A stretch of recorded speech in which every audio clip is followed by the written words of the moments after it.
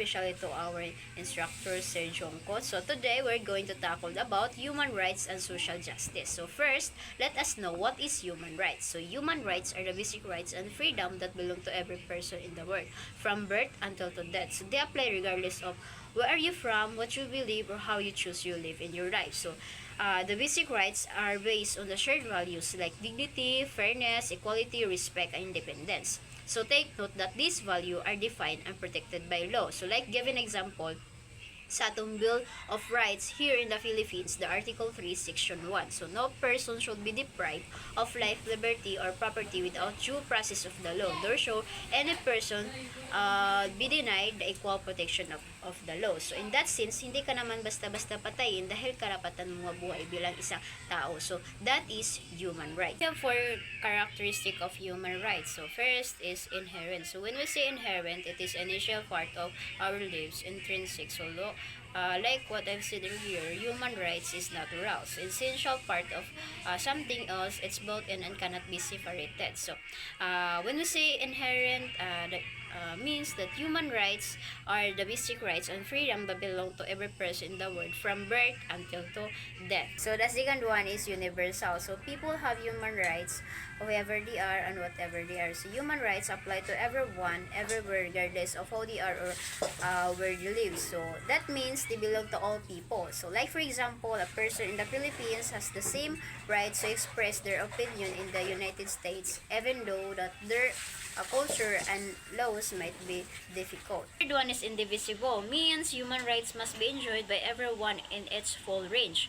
Indivisible means human rights cannot be separated. All human rights are interconnected and equally important. So you cannot pick and choose which rights you want to enjoy. So because they are a package deal. So, like for example, if someone in prison without a fair trial, so violation of due process by the law. So, their right to liberty is violated, but so is their right to a fair trial and potentially the other's rights. So, like for example, a right to a defense. So, you cannot have one without the rights of others. So that means they are indivisible. So, the last one is inalienable. So, take note, human rights, hindi ito basta-basta matatanggal sa atin. Pero nalilimitahan ito kung sakali tayo ay lalabag sa batas.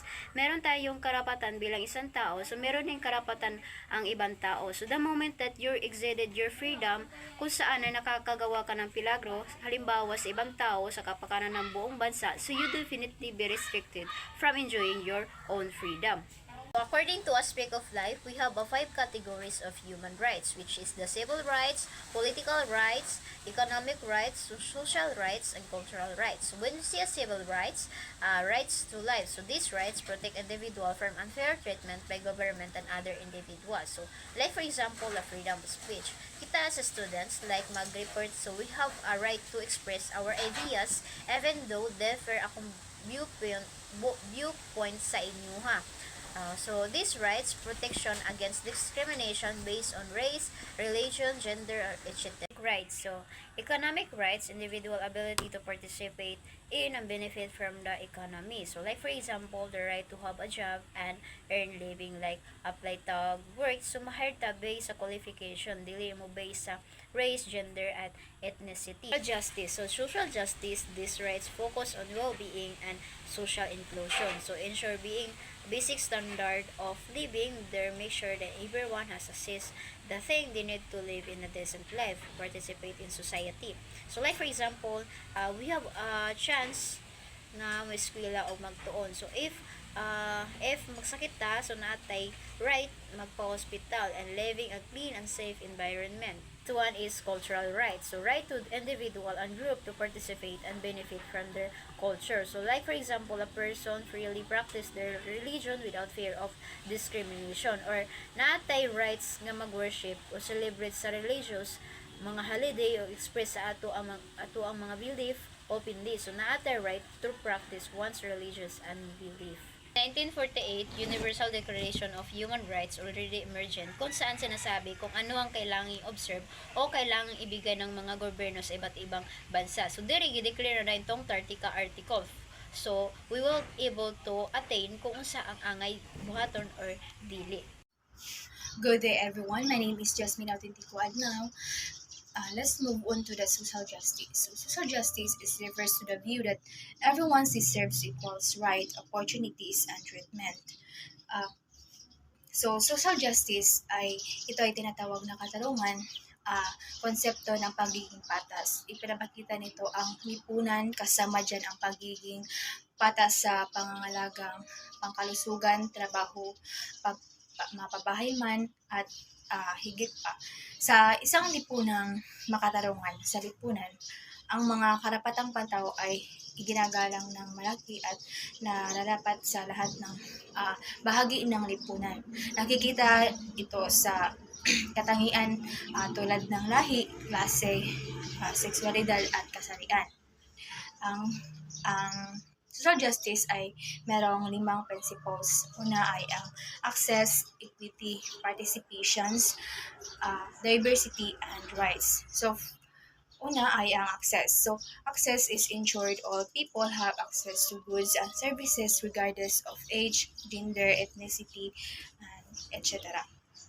So, these principles ensures everyone has the opportunities to obtain essential and resources and services. And it's about removing barriers that prevent people from accessing what they need to thrive.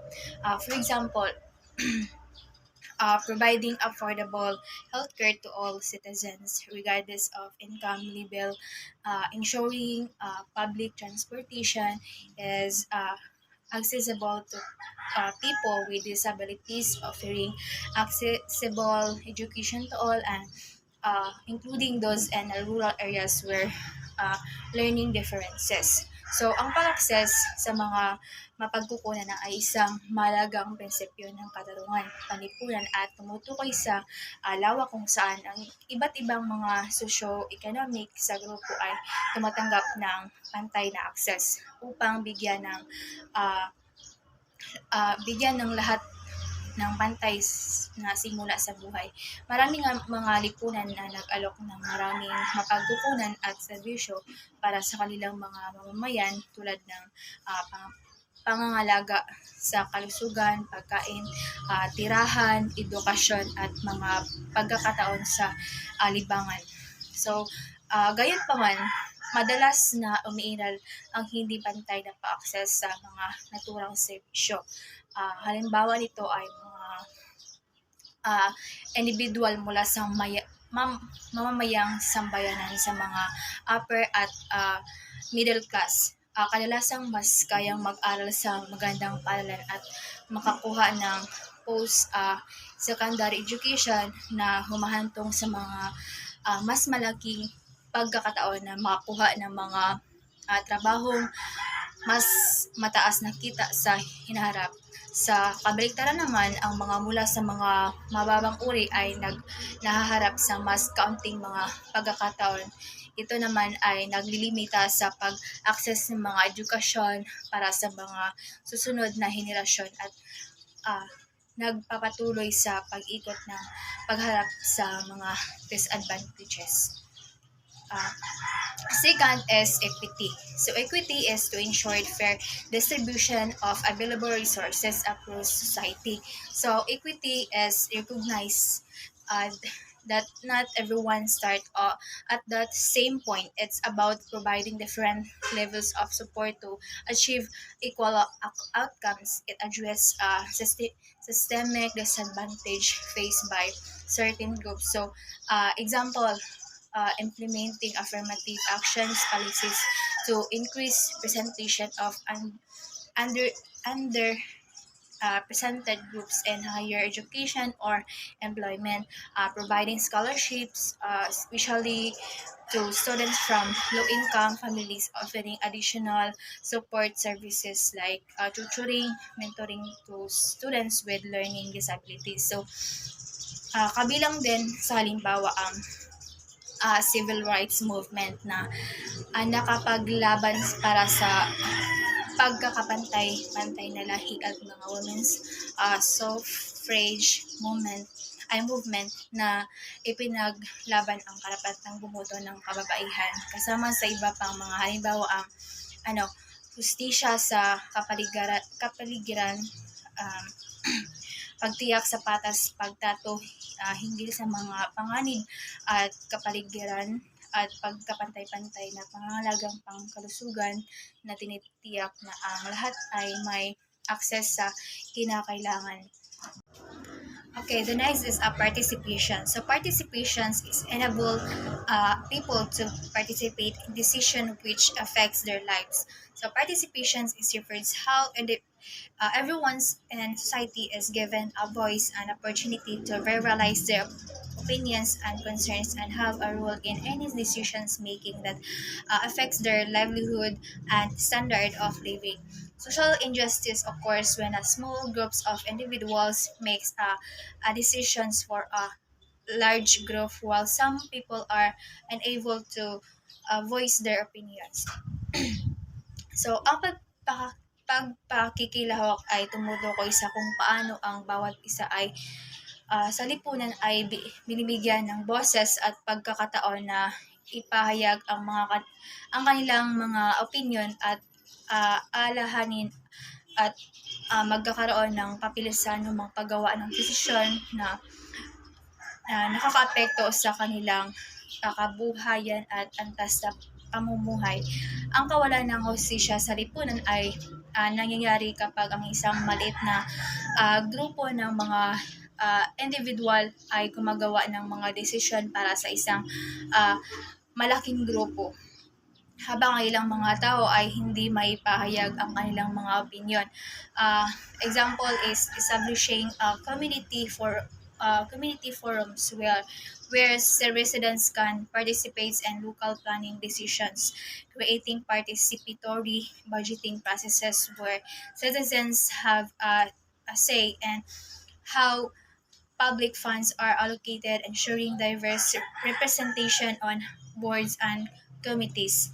And the next one is diversity. So diversity is embrace cultural differences and increase understanding that those differences can create barriers for individuals and marginalized groups. So this principles is celebrates the richness of human differences and recognizes the value of multiple perspective. It's about creating inclusive environments where everyone feels welcome and respected. And ang unawa sa pagkakaiba at pagpapahalaga ah, ng, ma- ng mga kultura ay lalong mahalaga dahil ang mga gumagawa ng patakaran ay kadalasan mas nakakagawa ng mga patakaran na ay sinasaalang-alang ang mga pagkakaiba ng iral sa ibang grupo ng lipunan. Mahalagang kilalanin na ang ilang mga grupo ay nahaharap sa mas maraming mga hadlang sa lipunan at sa pamagitan ng pagsasaalang-alang sa mga hindi pagkakapantay-pantay ang paggumagawa ng patakaran at mga tagapaglingkod sibil ay magiging mas malakas na posisyon upang palawakin ang mga pagkakataon para sa mga marginalized o disadvantaged na grupo. Example, promoting diversity and workplace by actively recruiting and hiring individuals from various backgrounds, celebrating cultural events and holidays from diverse communities, designing curricula that reflect the experiences and perspectives of people from different backgrounds. And the last one is rights. So, rights is to protect individual rights to information about circumstances and decision affecting them and to appeal decision to people feel are unfair. So, this principle affirms that fundamental rights of all individuals as outlined in international human rights declarations. It's about protecting individuals from discriminations and ensuring they have uh, the freedom to live with dignity. So, ang karapatang matao ay isa sa pinakamalagang prinsipyo ng katarungang panlipunan at bumuo ng puntasyong bahagi ng konsepto. Ang mga karapatang pantao at katarungang panlipunan ay tiyak na magkakaugnay at imposibleng umiiral ang isa kung wala ang isa. Ah, ang mga karapatang pantao ay mahalaga sa mga lipunan gumagalang sa mga karapatang sibil, pang-ekonomiya, panpolitika, pangkultura at legal ng mga individual at dapat panagutin ng mga pamahalaan, organisasyon at individual kung hindi nila matiyak ang pagtaguyod ng mga karapatang ito.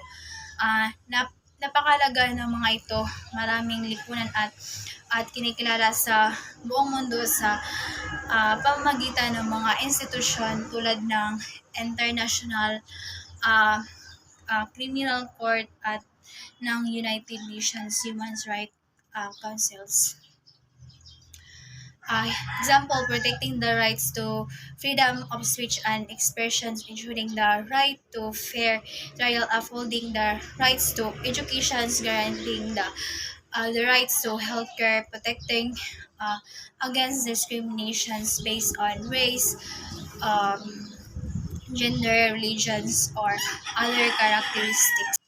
These five principles are interconnected and mutually reinforcing. Achieving social justice requires a comprehensive approach that addresses all of them simultaneously. A society that truly embraces these principles will be one where everyone has the opportunity to flourish and reach their full potential. And that's all. Thank you.